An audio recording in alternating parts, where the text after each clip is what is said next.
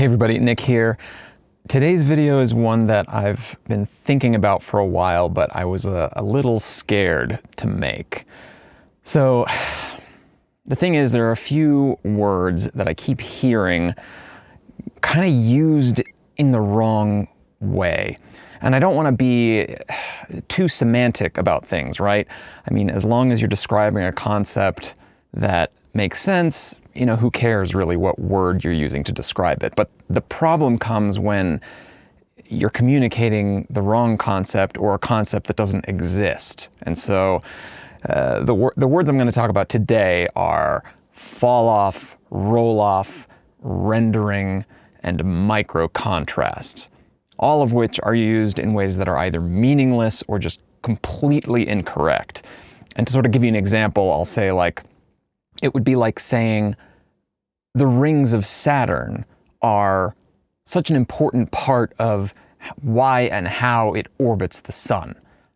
You know, so that's not a totally incorrect statement, right? The rings of Saturn have mass, and mass is part of, you know, the simplified way to describe the motion of the planets. But they're such an insignificant part that essentially they don't have any meaning to that equation.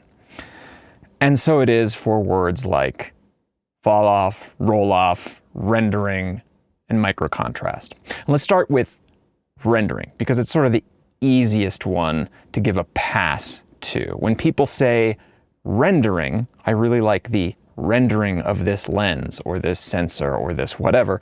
What they're essentially saying is, I like how it looks. So they're saying they like the overall look, and that's fine. What tends to bother me is when people pretend or imply that there is a separate quality called rendering that is independent from any other quality. And that's just simply not true. There is no quality called rendering that is better or worse in any given lens or sensor or software or anything else like that. It is simply a way to describe the look. And if that's what you mean to do, if you just mean to say, hey, I really like how this lens looks, then okay, saying I like the rendering of this lens is an appropriate synonym there. But I think far too often it's used as a placeholder word for people that don't exactly know what they're trying to describe, and so they say rendering to try and sound important or knowledgeable when they're really just saying, I like it, but I can't really tell you why. Or I like it because of its overall combination of technical aspects that I've previously described, or whatever. Rendering. Okay. Next on my hit list here, rolloff. I really have a problem with this, especially highlight rolloff and shadow rolloff. Okay, and this is a very real quality, but it's very, very broadly misunderstood.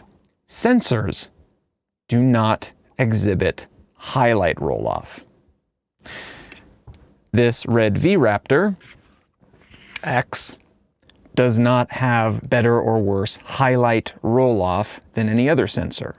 ARRI Alexa cameras do not contain sensors that have superior highlight rolloff, although that is very commonly stated, and it's very commonly understood that that is the case. Now, what sensors do exhibit is something called dynamic range. And again, you may think I'm just being semantic here or just getting into the weeds too much, but I think it's important to understand the difference here. Dynamic range is like the size of the bucket, right? How much water can the bucket take before it spills over and clips? Roll-off is how we take the water that was collected into that bucket and distribute it in such a way that we have a finished image. And we can say, you know, hey, as we get to the top of the bucket, let's distribute these towards really bright values, or let's resist getting to the bright values until we're only at the very, very tippity top of the bucket. That's the concept of roll-off, how you distribute the measured levels in the bucket of the sensor into their final image. Roll-off is how we do that, the gamma curve, essentially, the brightness curve that we map from one to the other.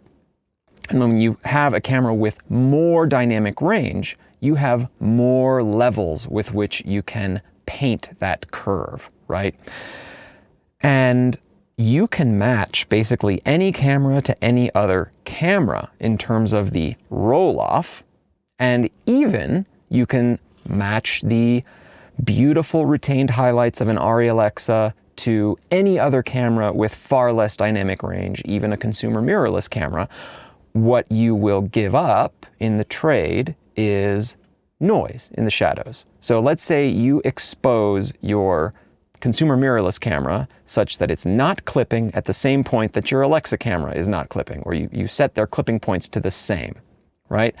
The Alexa is going to have a lot more room to go down from there than your consumer mirrorless. So the Alexa measures something like 14 stops at a signal to noise ratio of 2, 13, 14, and your consumer mirrorless will be like 11 or 12. And so it's going to get much noisier in the shadow levels, but you can make those curves match very well. And there are a ton of different tools to do so, from simple color space transforms to third-party tools like Cinematch to the Phantom LUTs by Joel Famularo.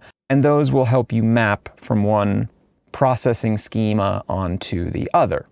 What people really like about the ARRI look is that it has a lot of range to work with, and their default Rec. 709 transform does a pretty good job of matching the look that people would get on film. And compared to other sensors that had less range or were a little more contrasty or aggressive in their gamma curves, people tended to like that. And so they said, the ARRI sensor has better highlight roll-off. Has nothing to do with the sensor, has everything to do with how we process the data coming from the sensor. Fair enough? Similarly, lenses do not exhibit highlight roll-off, although you will see that very commonly stated. They simply don't. They are transmitters of light, they're pieces of glass. They don't know what the photons are like that are coming through, they just transmit them. Lenses do exhibit contrast, they exhibit more or less neutral color reproduction. They can have color casts, they can have halation depending on how the glass elements inside perform. Lenses do not exhibit highlight roll-off. Same thing for shadow roll-off. I heard a very high-level DP in an interview say that they had selected a particular camera for a particular project because of its superior shadow contrast on the sensor, and I almost lost my mind. And it's like, okay, at the end of the day, this is an artist that is creating a piece of art that's fantastic. So who really cares, right? It doesn't matter if they understand the technical details down to a science. But I don't like the idea of spreading that information if it's inaccurate. Like, if at the end of the day you get the art you want, awesome, awesome, okay? And who am I to judge someone who's worked on Academy Award-winning films, right? But if we're gonna talk to others and help them understand the concepts that got us to that piece of art, let's try to be accurate in doing so, okay? So, Falloff. This is another one that really gets into Emperor's New Clothes levels of craziness. So, Falloff is a word that can be used in a couple of ways correctly. The most common way to use the word falloff is to describe a non-planar focusing image. So generally a lens takes in light and it projects it onto a planar surface, which is either your piece of film or your camera's sensor, whatever. But some lenses, when they project that image, they're not projecting it in a planar way. So the center is like this, and then the sides curl backwards like that. And so the result is that the plane of your sensor or your film is not where the lens has focused all the light. So what does that all mean? You see this a lot in anamorphic lenses specifically. What happens is the center is sharp, and then going away from the center, it's going to be out of focus no matter what you do, if your center is sharp, because the lens is focusing the light somewhere that your sensor isn't. And so you get that look where the center is sharp and everything else falls into out of focus. And That's different from field curvature, which is that the camera or the lens still projects a planar image, but the areas out in the real world that are in focus are curved rather than being in a fixed plane. So it's sort of an inverse of field curvature. It's like focus plane curvature, if that makes sense. So that's a totally normal and appropriate way to describe focus fall off. Another way people like to use this word, however, inappropriately, is as a substitute for describing quality of bokeh. So bokeh can be neutral or overcorrected or undercorrected. And so you'll either get out of focus areas that are basically circles, or they're circles with very soft edges, or they're circles with extremely hard edges that are brighter than their centers. You can also get other things like, with certain aspherical lenses like the Canon K35s, you can get onion ringing and skinning inside or other different elements there. But okay, the way that your lens was designed changes the way that out of focus areas appear. And that is a true quality in lenses. Where people sort of get things wrong or conflate concepts or don't know how to describe something they're looking at, and so they use this other word, focus fall off, is they say, oh, well, actually this lens has a special characteristic where the transition between in-focus elements and out-of-focus elements is somehow special. And that's focus fall off. And that is complete and utter sorry. There is no quality of in-focus to out-of-focus transition that is separate from the characteristic of the bokeh itself. Another way to say that is this. If you have two lenses with equal quality of bokeh, equal focal lengths, equal maximum apertures, those lenses will have identical characteristics in the transition from in-focus to out-of-focus elements, because there is no separate quality or characteristic of focus fall-off, meaning the transition between the two. If you give me two lenses where the out-of-focus elements look the same, the transition between in-focus and out-of-focus will be the same for those two lenses as well.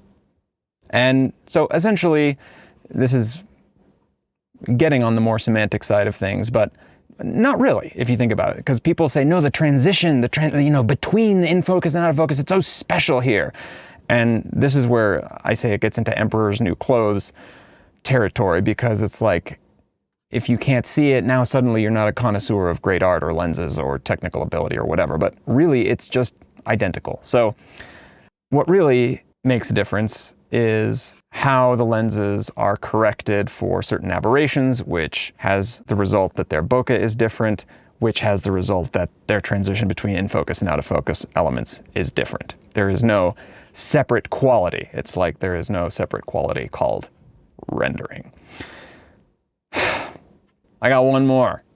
Microcontrast. This is my favorite because it's brand new, or at least it's newly making the rounds, although if you look on the internet, you can see people saying they've understood and discussed this quality for decades, although it's hard to corroborate that information. So lenses exhibit a quality called contrast, right? Which is essentially their ability to faithfully reproduce the light that's coming into them from bright to dark on their imaging plane without ghosting, without halation, frosting, etc. The thing is, everything kind of contributes to everything else. But again, this is going to be sort of like the focus fall off thing, where people say, yeah, there is this separate quality called microcontrast, and there just simply isn't. Lenses have contrast. Some lenses are higher contrast. They more faithfully reproduce the differences between bright and dark. And some lenses are lower contrast. There will be less of a difference between the brightest and darkest parts of the image that those lenses project. But there is no such thing as a high contrast lens that has low microcontrast, or a high microcontrast lens with low global contrast, because they're the same thing. It's just contrast. There is no microcontrast. Again, this is my current understanding. I usually just say opinion, but it's my current understanding of the facts, which is subject to be flawed. I'm a human being. I'm telling you the way I understand things, and I continue to grow and learn like all of you. And I'm sure a number of you in the comments will ravage me over one or more of these terms, and that's okay. And some of you will be right and some of you will be wrong. I will be right and I will be wrong some of the time. But the point is, if any of these things I've said is wrong, let's talk about why. So instead of just saying, can't you see the beautiful rendering of this lens? Can't you see the extraordinary microcontrast? These guys use microcontrast in their marketing language and it bothered me. Explain to me what that is. Explain where I've gotten this wrong. Let's understand the concepts properly so that when we go to make our art, we have an understanding of why we might choose one thing over another. And as artists, maybe we don't need to understand it, but I just really don't like the idea of spreading information that isn't correct. So that was a big one in terms of rants. I hope I didn't lose all of you in the balance there. And again, I'm flawed, I make mistakes, maybe I've got all of this wrong, 100%. But I don't think my batting average is quite that bad. Maybe only like 80% wrong. Anyway, thank you so much for watching, and I'll see you next time.